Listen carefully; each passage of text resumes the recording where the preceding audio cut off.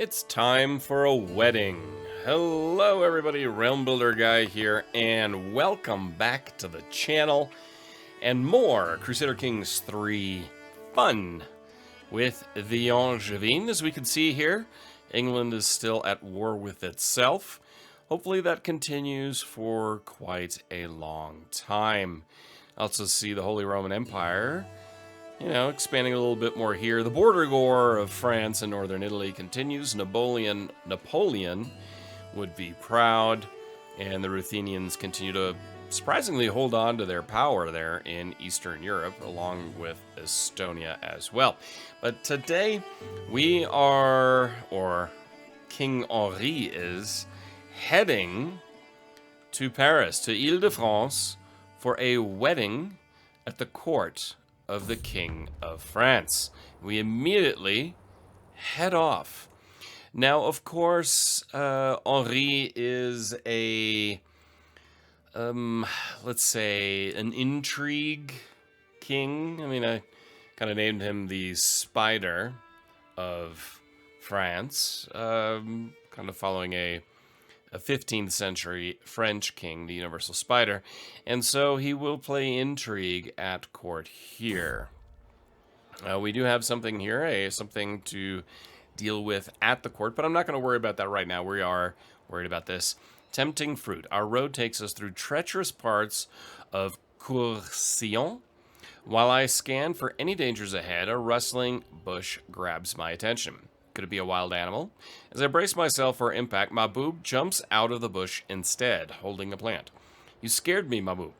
Anyway, let me see what you have here. Some kind of fruit. Yes, it looks and smells so delicious. I wonder what it tastes like. Hold on, what if it's poisonous? Nah, I'm just gonna let him eat it. Oh, our antiquarian Slavko has passed away, so we'll have to deal with that. But now we are at the wedding. Instead of recreation, let's see, I wonder if murder could be something. Who would we want? King? The King of Leon? The Serene Doge of Venice? Duke Richard of Poitiers? Now that would be an enticing one to look at. Or the king himself. We do not get along. How much would that be? Your focus on ending the life of your target. No, I think he has greater ambition. And the greatest ambition he could have is actually his brother. Targeting him at the French king's court while they're both there could be an intriguing proposition. No pun intended. A liberty demand. It is time for you to recognize the ancient and inalienable rights of your vassals, accept the demands of the Liberty faction, or face our swords on the battlefield. This is Countess Esclamande of Chartres. Guess I have no choice. You get the limited crown authority. No, I will not be threatened. The blaring of the war horns have reached me here in Ile-de-France. Grand wedding. I have been summoned to aid in the war between Countess Esclamande and King Henri. I can manage things from here. Okay, Liberty War. Can rally the troops, and we can raise our arms as well. We'll not deal with this. So, dynasty members we will call in. Countess of Lusignan, of course, and then further allies, we will call on Bourbon, Auvergne, where are we here? Armagnac, and of course our brother, which is, a little ironic, given that, we're actively trying to kill him. But hey, those are details. Take a look here. We've got our 5900. Who is the most powerful one here? Let's move up north here into Rouen as we begin the wedding. Excellent. Your intent recreation. Unlock a new intrigue lifestyle perk. We will deal with that. Twice schemed. We'll unlock that. We've got a new council position we need to open. A chancellor. Countess Catherine of Eu. Sure. We don't have any powerful ones here, so we'll just have her in here. Okay, and our military is moving up that way. I thought I had murder. Did I forget? Did I forget? Could also be that our brother is now in that war, and that's why he decided not to come. Well, that is unfortunate, but, you know, so be it. I think, therefore, maybe we go with a murder scheme on the king himself. Excellent. Off we go, sending our troops to the north. We gotta be a little strategic here. Move back down south. We've got a pretty good-sized host.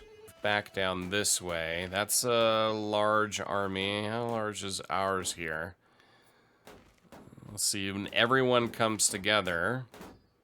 Where are you going? Get back down here. We're back at the wedding. The ceremony has finally reached its climax. Traditional rituals have been completed, and all that is left are the final vows.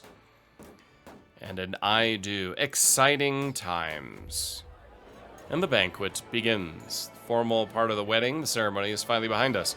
Everyone is smiling in anticipation of the gargantuan meal, exciting entertainment, and general revelry that we are about to be offered.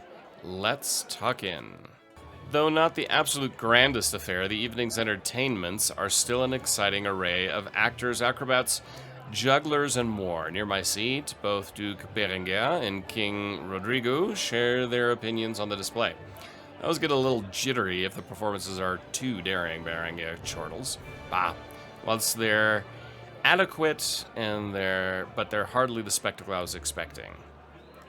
Berenguer clearly has the right of it. I've got to agree with Rodrigo.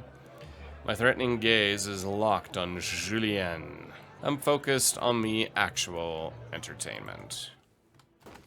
Yeah, let's take a quick look here. We've got our troops together.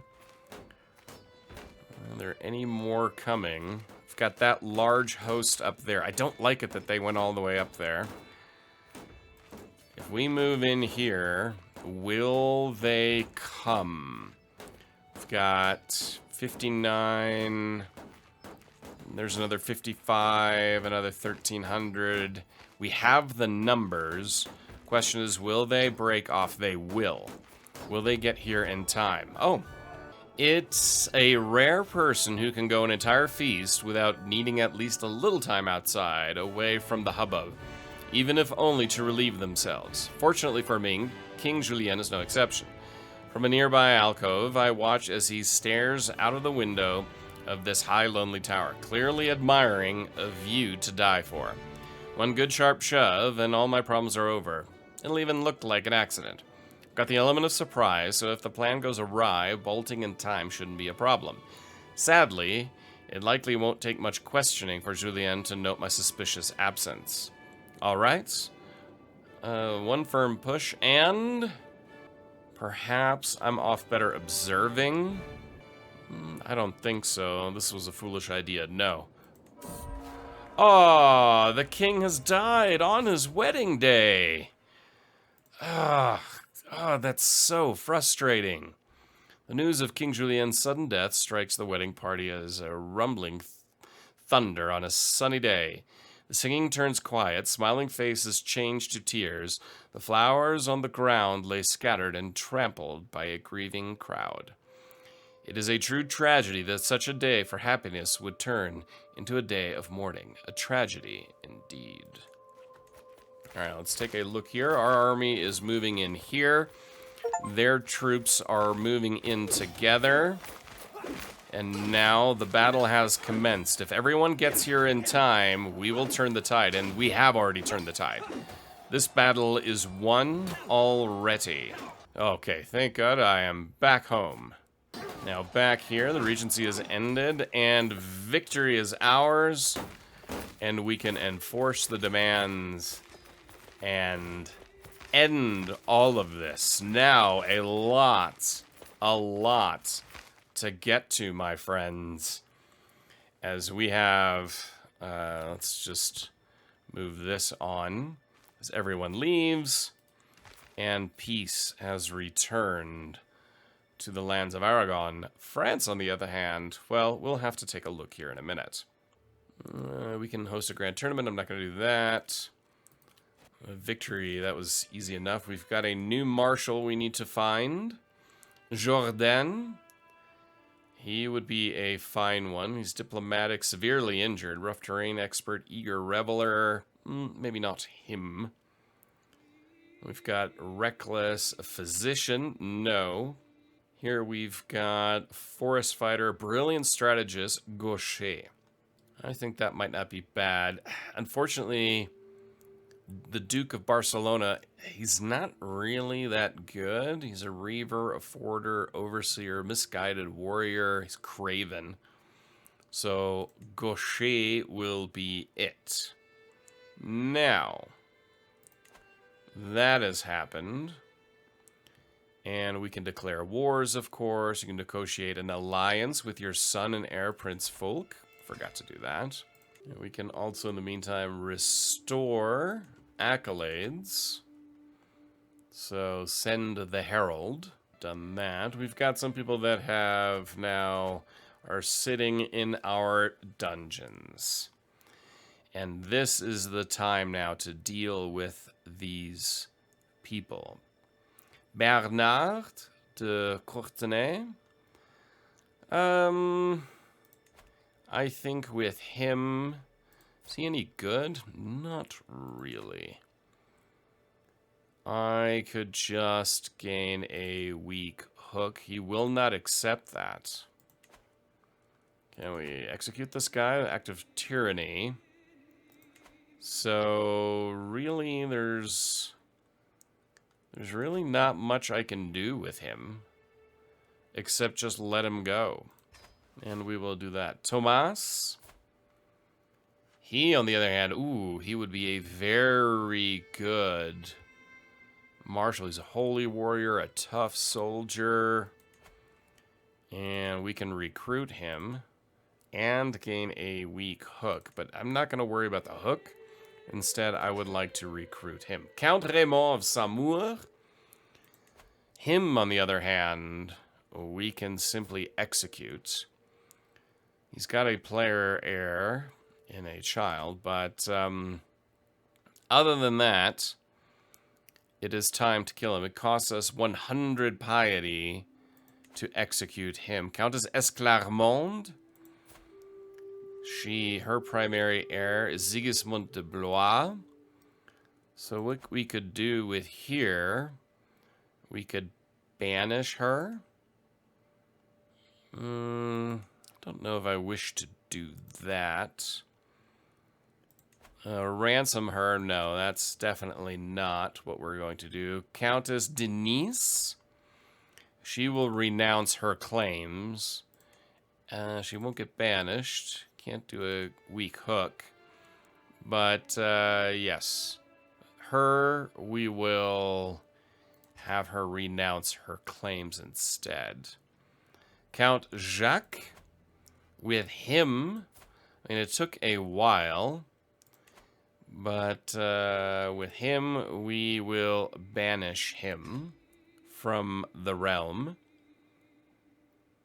And let's see, we've got 2 Countess Esclamondes in here. So the question is, what do we do with them? Count Valeran? He's okay, I guess. We can have him renounce his claim on the bishopric. No. Simply do a weak hook, or we can banish him. Alternatively, we can ransom him. He can't afford anything. Or we can have him executed. No, I don't think execution will be in line for him. We will have him be banished and renounce his claims. Can't get the weak hook. But he will be kicked out of the lands. The Esclarmonds, on the other hand, she has Burgundian claims. This one has Chartres and Orléans. We can banish this one. This one, on the other hand, we will have her renounce all of her claims for anything internal, and she will be banished. This one will simply be banished. So, no mass executions today. Count Renaud. He is still sitting in here. Him we could banish. He's really worthless. And child is an heir. With you, however, we will make an example of you and execute you. Goodbye, you scoundrel. So with that taken care of, let's actually now take a look at France itself. King Philippe III is now the head, and he is allied with the Duke of Flanders. It's just internal. So his military strength is quite good. If we were to look at war declarations, well, the Great Rawhide has low durability, so we'll just have that repaired. So we could go to war with King Philippe of France. 4.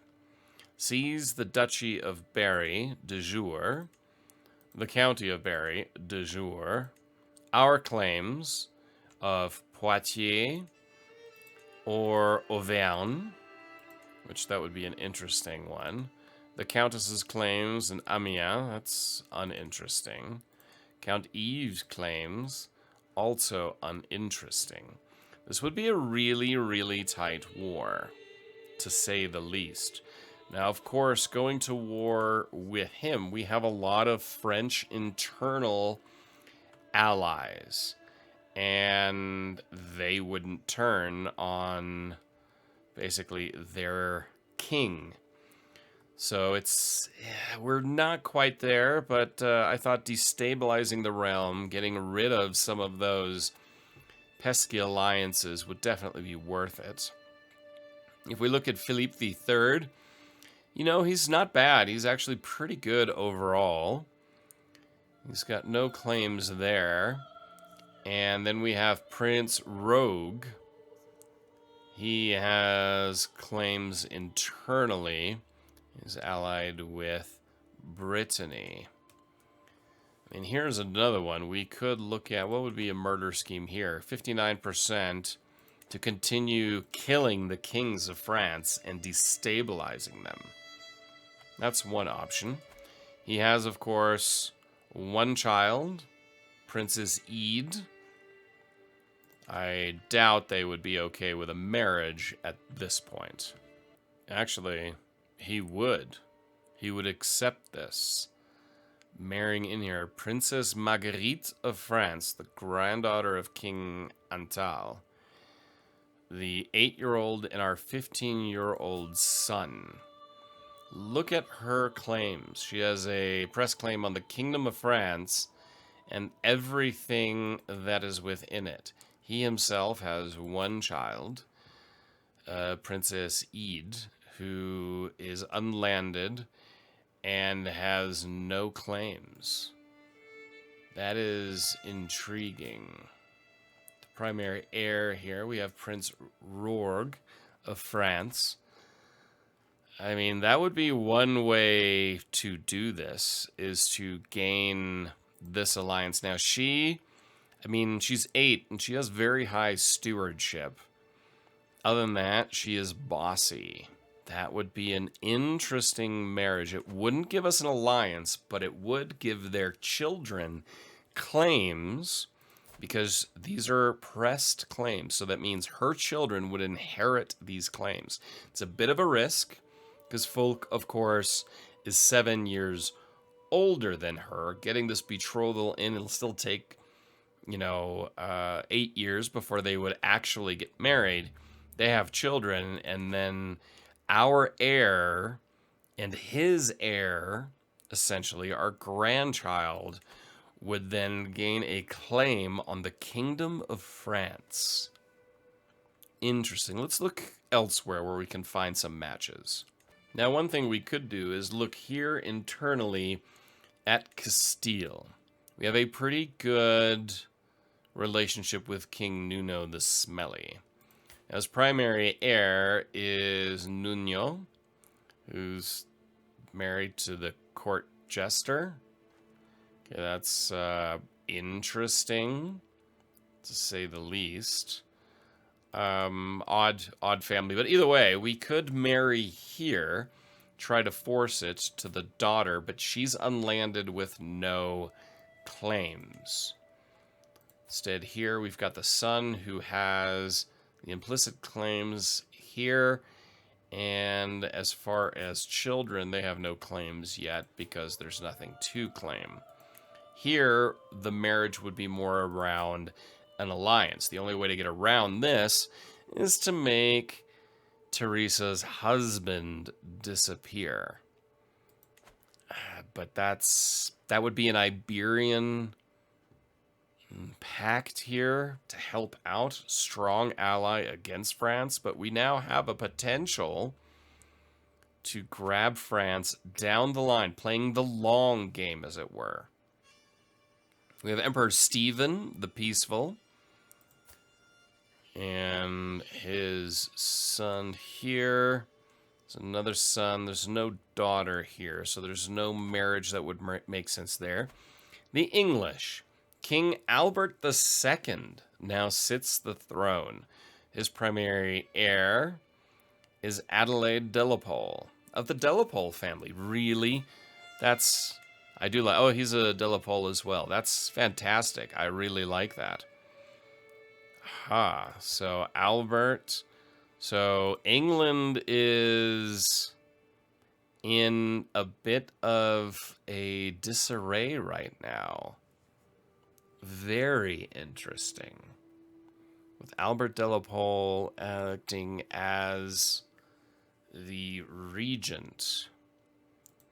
I wonder if there's a marriage that can be arranged here. So Adelaide de la Pole would give claims to the English throne. And she is 7. So that's another year to wait versus claiming the English throne or possibly getting claims to the French throne. I do like that. I wish we had more children. I really, really do. I mean, here is potential for an alliance. Let's see here with the King of Wales. So yes, we could marry him or betroth him to Princess of Wales, and that would give us an alliance with the King of Wales to basically pincer her in the English, but we don't really need that. I think this play here to gain claims on France for our grandchildren would be an interesting move. Now, there was no chance of this before under King Julien, who surprisingly passed away. But here, this would give some claims. So the alliance would be with the 6-year-old. The claims would come with Princess Marguerite of France. And so, again, this would be that long-term intrigue play. And I believe that given that Henri is patient and kind of more an intrigue player, character, this is the way to go. This would gain these claims to the Kingdom of France in the long term. No alliance will result. I don't care about that. They would be Plantagenet, and I will send this proposal to the King of France and to see if we then, in a couple generations' time, gain those claims to the French throne. I gladly accept your betrothal proposition. Excellent. There's still many years until that happens, but it's the long game, which I think works for a patient ruler such as Henri the Monk. And to not just get his son into a good position, because his son has all these internal claims, but more importantly, to have his grandchildren get to that. My dear son, I call on you to honor our alliance and join me in the war. Claim on the Duchy of Auvergne. Okay, of course, I will accept and come to your aid, mother. Maybe find a new one to head our armies. The Duke of Barcelona will head up our army as we head down south here in a moment. We've got an army moving in over here, so we're going to move across there and meet them in the field eventually. Ideally, they set up shop here, so we're going to do a little bit of chasing, it looks like, heading to the south. We're going to try to break off that siege. They're cutting in across here. Our paths might meet, and the destruction of that army might come to fruition. Do we get there before they head out? Yes, we do. So that is the first army that we will destroy in the field. And now we continue on our march south. The evening meal. How do you like the stew, my lord? Mixed in with pieces of vegetables are fatty chunks of meat, the stringy texture interrupted with what looks to be short and sparse fur. When asked about the ingredients, my private cook, Euphrosine, only smiles and tries to placate me. My only wish is to serve you, my lord. She thinks she can keep a secret from me? Yeah, no, we're definitely gonna go along those lines. I'm not gonna eat this. Folk has come of age. For the longest time, I was hoping that good tutelage would be enough to teach folk the intricacies of administration. All the efforts have come to naught, however. Few would be impressed by his understanding of the subject. Okay. But he has at least developed a sound grasp of the basics of management and the beginnings of a sensible frugality. They grow up so fast. Evening meal. Despite my best efforts, I was not able to gain access to the kitchens. That mystery will gnaw on me. And of course, I had sent him down there anyway. Now we will chase. Rodan is no longer the master of horse. Let's head up north here and lay siege to their castle. The Angevin culture has embraced the chanson de geste tradition. Excellent. We finally were able to, right the wrong of a previous episode. Inspired person can be sponsored. So we will sponsor an inspiration. We have the money. We'll hold court eventually again. First, I wish to deal with all of this. So that will be done here in a moment. And now we head south, and it is time to destroy this army. The terrain isn't ideal, but our overwhelming force size should do the trick. So 95% done. Now we could head north to Auvergne and end the charade, which we will do. We have a court event. My king, your Archbishop Gilbert, he just won't stop eating poached pears. My courtier Karima stammers. Right at this moment, I spot Gilbert exiting the pantry, carrying a pile of poached pears in both of his arms. Is something the matter, my liege? Gilbert says, looking disapproving. You ate the royal poached pears? To the dungeon. Oh, by God, man, pull yourself together. As the siege of Auxerre begins here, that'll be done in a few months. I'm not worried about these small forces, and that'll definitely then take care of this war. And then we can turn our attention here to England and grab this last bit and finally expel the English from France. A vassal to remember, Count Jocelyn and Countess Denise are among the most powerful vassals of my realm. I never know how to keep them happy so they don't go around stirring up trouble. Perhaps flattery is the way to go? Anyone would be pleased to have something made in their name, wouldn't they? And I have just the right thing in the making. Let my beneficiary, Humbert, know that I am dedicating this masterpiece to my trustworthy vassals and advisors. Then again, it is my artifact. Jocelyn and Denise. Oh, no way. Absolutely not. No, I don't think so. Not her. Not even a little bit. Highest quality. My lord, look at that thread. I have never seen such fine quality before. My beneficiary Humbert breaks away from our market procession to accost the merchant selling the coveted item, ecstatic over his find. With this, my project would reach new heights. I could create something truly marvelous. Please, my king, bestow this gift upon me. This project is worthy of this. Ooh, that is a lot. That is a lot of cash.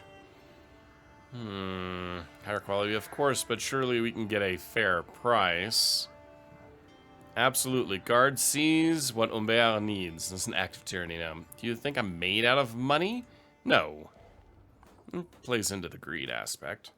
We're down to the last few days of this. Gained a rival, Duke Othan, and you became rivals when a feud broke out. Call to war, my brother. I call on you to honor our alliance. Join me in the Poitiers claim on the Duchy of Brittany.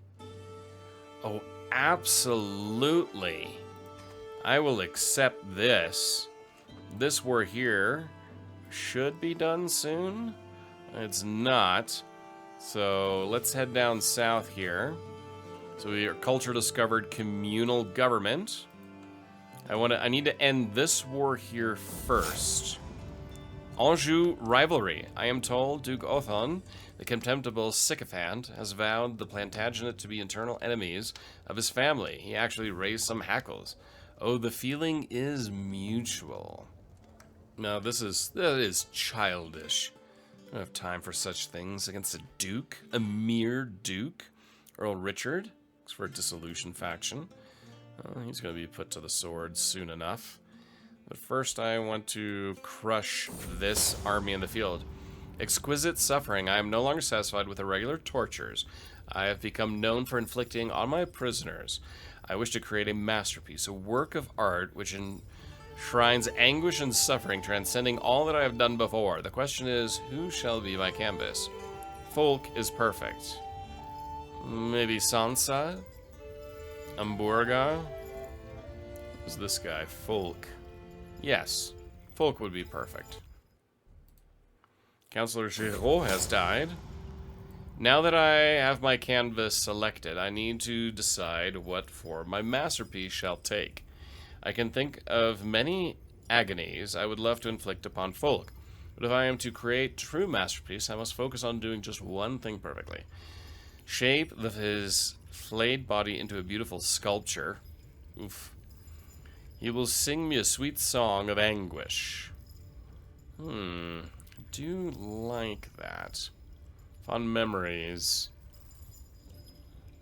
Break his mind and make him my thrall. No. Change my mind. No. I think that is more apt. We need to destroy this army now, finally in the field, and just be done with them already. We catch them. We can destroy them here and now. That should hopefully take care of that. Yes, it has. We have an empty council position. We need a new spy master. Count Hatzvik. Yes. You are most definitely it. Inspiration, realize. Here, my lord, my beneficiary Humbert gestures to the door of his weavery. Stepping through the doorway, I gasp as I gaze upon the work hanging in front of me. A large fustian tapestry of excellent craftsmanship. This is lovely. All right, we're going to assign Hatzvik. And he has died. Well, that was fast. And victory down south. So hit pause here.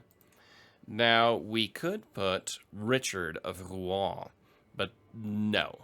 Instead, Prince Bishop Louis of Chalon. He wouldn't be a bad one to assign to this.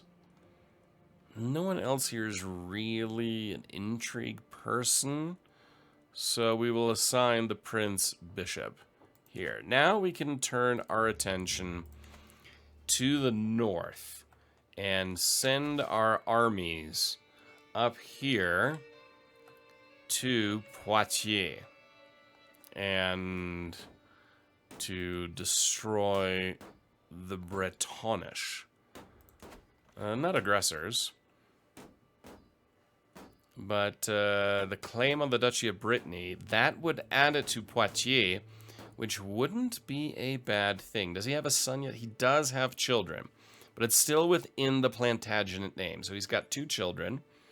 So the murder scheme no longer really makes sense, let's be honest. So instead now we are going to support him in this war and add, I mean, if we can add Brittany to the Plantagenet lands and then eventually add the French crown, that would be fantastic. So this is where we're going to end today's episode that ended the life of a king, but put a Plantagenet potentially in the line of succession for the throne of France. Let me know your thoughts down below. As always, likes are greatly appreciated, and check out all the links in the description. Until next time, I'm Rambuilder Guy, and I will talk to you soon.